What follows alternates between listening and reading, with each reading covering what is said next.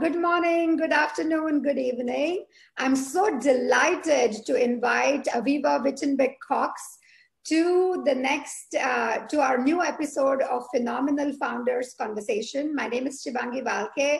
I'm the founder of Thrive with Mentoring, as many of you know. And I have started this series of conversations to offer a platform and also to learn from all these phenomenal founders that we get on the platform, and get all of you to know their work and also ensure that their word is spread.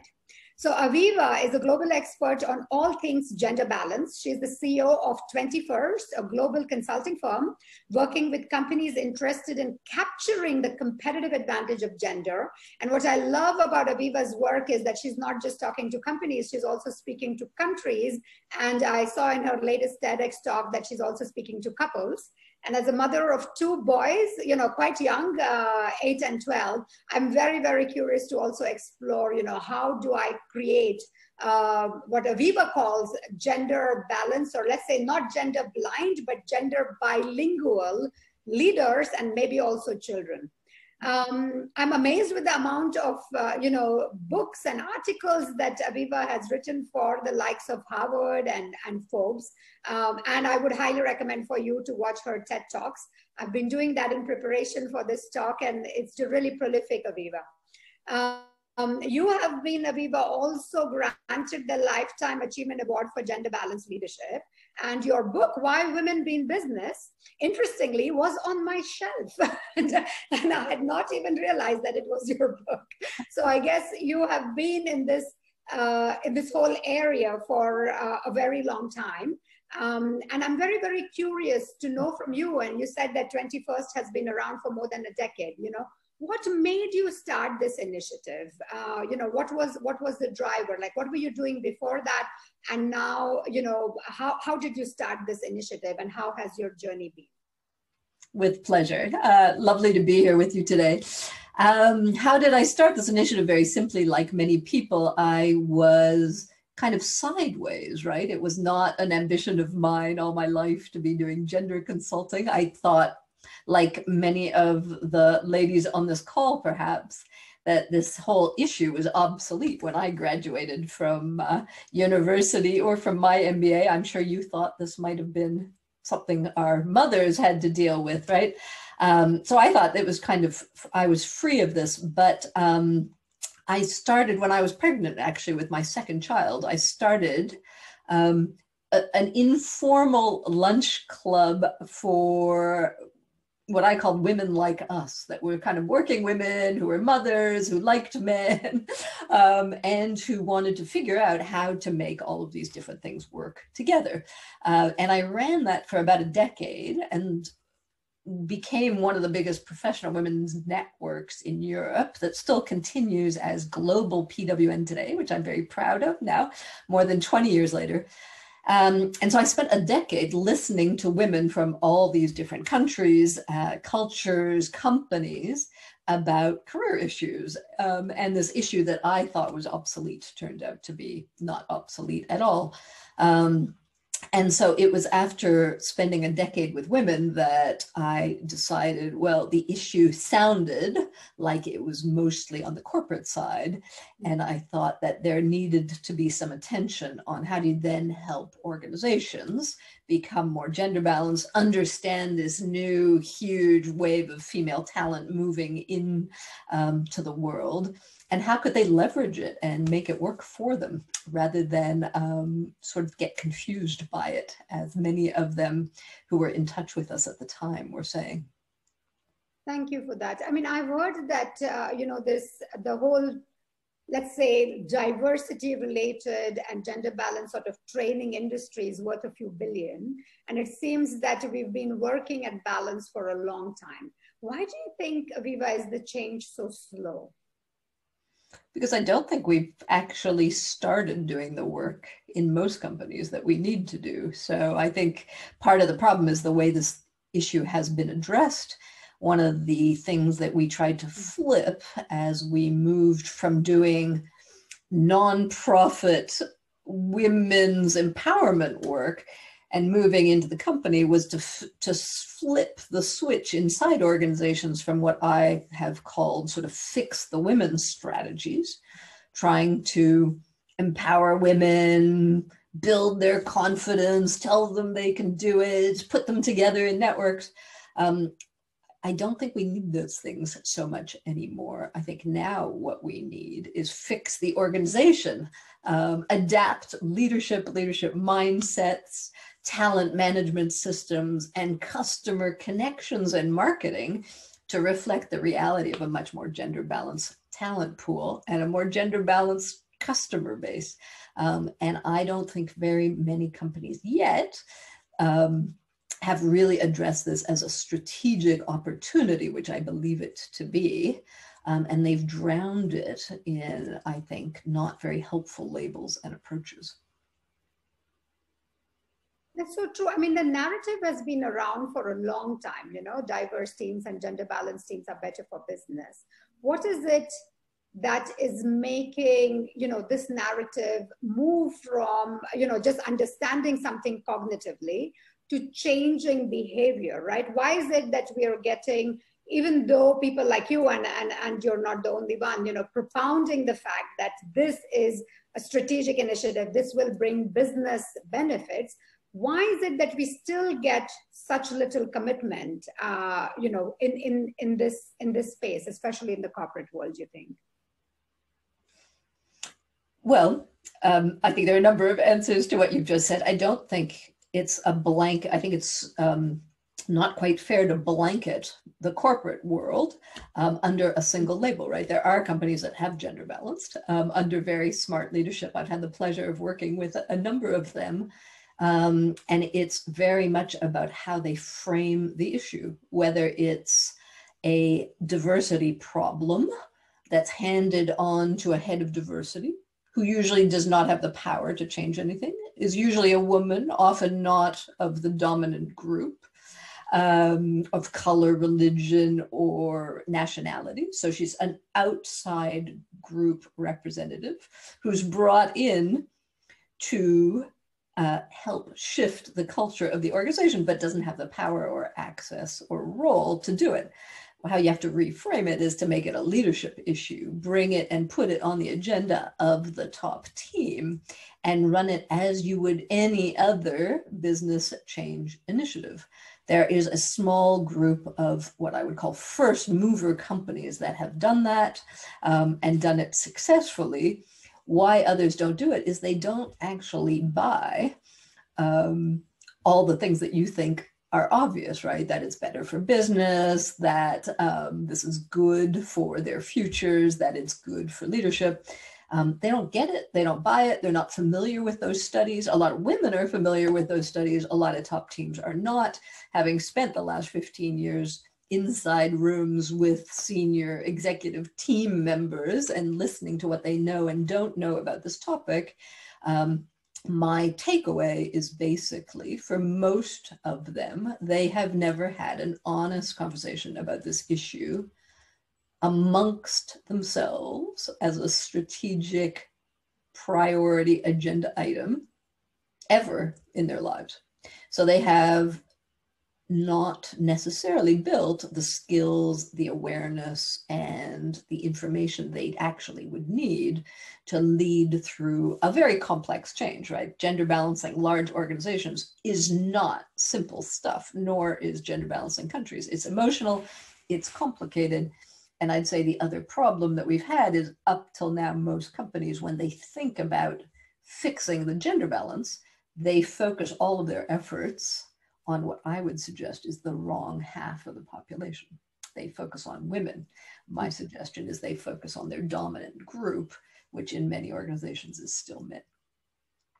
So how can companies who, let's say, are, you know, taking some baby steps toward this, how can they engage men in gender balance? Well, how they engage men in any change initiative. It's not like companies don't know how to change, right? It's just how badly they want to. And that's the only issue at play, right? And so I think the takeaway is that smart companies have been gaining competitive edge from this, that there's a growing number of stakeholder pressure of all kinds, regulatory pressures from governments, measurements from investors now. There are a bunch of funds and investment asset managers who will no longer invest in organizations that aren't gender balanced in their leadership teams. There's employee pressure, there's media pressure.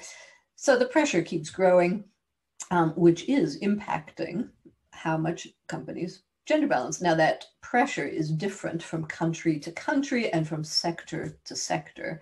And so really I always say it's just a question of will and skill. In some companies you have neither. In very few companies do you have both. So what is a success story that you can share, Avivah, where you felt in the beginning that, and you mentioned will and skill, and I really feel, you really need the combination of those two, but you said that they may even know the data, they might have even read the data, but they don't still buy into that, right? Why is that, you feel? What can be, what is that influence factor there that makes people who may not buy into, some of this is hard facts, right? These are not data that are anecdotal. There is data provided by HBR. At the moment, there is a lot of stuff being done by Lean with the McKinsey Institute and so on. These are well-known research entities that are providing this data, despite which there is no buy-in. In your work that you have done and with some of your clients, which are success stories, where is the shift? Where is the tipping point and what really happens? I'd say the issue is never there is no buy-in. The issue generally is there's not enough buy-in. So what you discover when you work with these teams for a long time is that they are not aligned. There's no agreement among people running big organizations whether or not this is a strategic opportunity that's really worth it and whether they buy the data. The data is a little bit more complex than you're suggesting. These are people who deal with lots and lots of numbers and studies, and they know and will tell you, especially the CFOs, that you can do anything you want with data. And what the data does not usually show, although I think there's a recent study that claims to prove it, is it doesn't show causality, right? And so if they're not convinced and they are not super enthusiastic about the idea and you show them these studies that are suggesting correlation, they say, yeah, that's not proof. Show me proof before I move. And what makes smart companies actually move forward is they get and build alignment, understanding, and commitment at the top among the 10 or 15 people who actually have to be convinced in a homogeneous way and then will work together to drive change across the business. It usually takes really smart, powerful CEO leadership. So you need not a brand new, not a unproven CEO, not a CEO that doesn't have credibility or hasn't proven himself. Usually it's himself. I have rarely had a herself in my experience, which is interesting in itself. And you have to then be able to lead it well, right? And so the companies that have balanced have taken the time, I would suggest, to frame this first and foremost as a leadership issue where they skill and prepare leaders to lead through this kind of situation and then help them do it. And that doesn't mean organizing a women's network or just blithely announcing a completely unrealistic target like we're going to be 50-50 by 2022. Yeah. So what is the process of your organization supporting these leaders who may have the will, but maybe not the skill to really align organization, or who may have many naysayers, like you said, causality, but, correlation, but not causality? What is the process in which you or your team work with these organizations? It's, like most other consulting companies, it's first you get a picture of the existing situation, both qualitatively and quantitatively. So what does the organization look like? What's the current balance across different dimensions that they may care about? We very often work on nationality, gender, generations are other issues that we work with as well. What does it look like today? What do people think about it? What do leaders think about it? How do they frame it in their minds? How urgent or not do they see this? Do they see it as a business issue? Do they see it as a fashionable fad that they can ignore for a few years until the CEO moves on?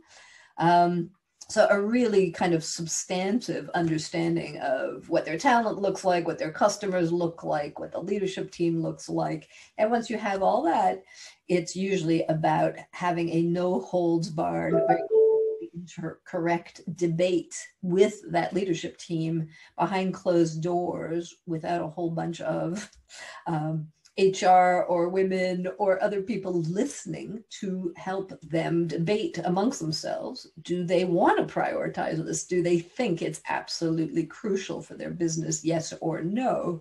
And if yes, what is it that they need to learn about the other half of the population they're trying to manage or sell to that they do not know today and aren't aware of?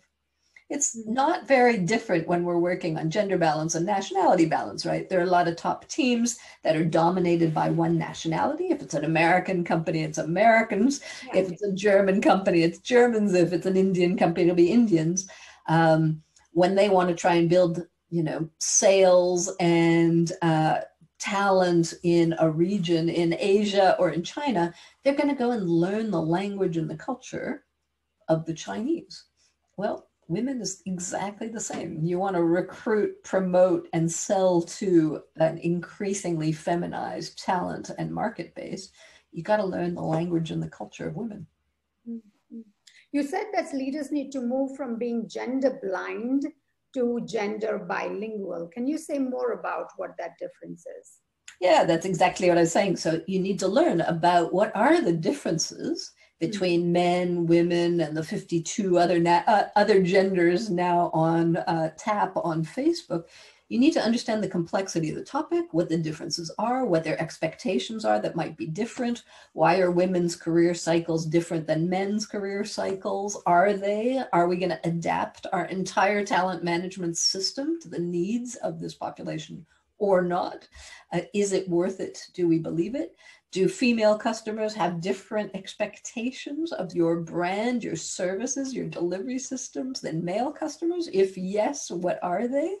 A lot of companies will over sophisticate their customer analyses, and they'll put gender into all of their many lifestyle analyses, but they may not pull out and see if gender is really itself a dramatic differentiator of customer expectations. And if they do, they often are very surprised that there are some really dramatically different expectations by men and women of providers. I recently saw a TED Talk which actually said that, gender-based marketing has, has some pros, but also many cons. So, I mean, that's quite interesting to think about, pink for girls and blue for boys and, doing all of that. What was it called? The pink tax, which is levied on so many products, and how blatantly, the differentiation of gender-based marketing is, and what are the disadvantages of that. But I want to shift But the idea isn't to do so the idea of gender bilingual does not mean that you do gender-based marketing. It means that when you put out an ad, who it's going to include and exclude, who it might alienate or not. Because a lot of companies, they put out ads that they think are going to speak to everyone, but they're unconsciously extraordinarily male normed because that's the culture of the organization for many years. So gender bilingual often means you're going to put out a product that speaks equally effectively to both men and women. That certainly isn't the case for most products today. That is true. That is true. Well, I wanted to shift a little bit from the corporate to the more family side, right? Because you have mentioned that, as families and as couples, we also have this challenge of how to bring up this next generation. As I mentioned in the beginning, as a mom of two young boys, I'm very keen to hear your perspective on what can we do when our children are younger, less than 10, and then, maybe between 10 and 20, and they're teenagers, which tend to be very precarious, and then maybe, more than 20 years. I mean, what are the sorts of either resources, initiatives, ideas, philosophies that you can share in terms of parents who are interested to, from a young age, bring up more gender bilingual children? Well, I think that what is the hard truth about parenting is it isn't what you do, it's what you are that your children learn. So almost everything your children are going to really buy and integrate about gender roles comes from the roles their parents inhabit. So you first, if you want to present a different way of running gender balanced couples, you have to look at your own couple. What does it look like? Who has the power? Who dominates? Who makes the money? Who makes the decisions? What do your kids see every day? That's, no matter what you tell them, that's what they're learning. And as we well know, that tends to be what they replicate when they then make their own couples, unless they're convinced to try and do something really, really different. So I think what's interesting is that now that we're seeing around the world the rise of dual career couples everywhere at every level, it really is quite astonishing, right? We've come from about 43% dual career couples in the US among the boomer generation to almost 80% among millennials. I think that's going to have the biggest shift, along, of course, with the also growing rise of shared parental leave in a number of countries and companies. That means that for the first time, really ever, men are going to have a fair shake at fatherhood, which I think is really the ultimate secret to women getting their fair share at leadership. Thank you. Thank you for that. In terms of your journey, Avivah, for the last 15 odd years with 21st, but even before that, I mean, you have mentioned PWN. What are the sort of things that you expected and then that surprised you? How are you sort of rethinking your journey, and what are your hopes for as you continue this journey? Well, as I said, I thought my journey was over before I began it. So I was surprised to discover just how long it would take. I think with age, you learn patience, which is sometimes you grow more impatient as well. But I think when you're talking about such fundamental changes as we are, I think I've basically also learned to recast time. A lot of women are incredibly impatient at the pace of change. I think we have revolutionized the world in less than a century. Just think, it's only 100 years ago that we got the vote. 60 years ago, we got the pill. Now we're the majority of labor forces around or fair share of labor forces around the world. It's unbelievable how much we have changed the lives of every man, woman, and child on the planet. So I think these are changes that I expected. When you see the data and you see it evolving and you see women becoming 60% of university graduates, you know that's going to roll out major social change. I think what I have been perhaps astonished by, and maybe not even so much because I was reading Susan Faludi's Backlash when she wrote it 25 years ago, so that 2016 wasn't completely a surprise in the backlash from a lot of men who may not welcome the rise of women, right? It is a huge, huge social change, the equalizing of power between men and women. And if we ever thought that we would get it without a fight, we were dreaming. So I thought, yeah, maybe we would get it without a fight. And I've learned that it's going to take a little bit more fight and a little bit more time than I thought. But we're getting smarter at how we play.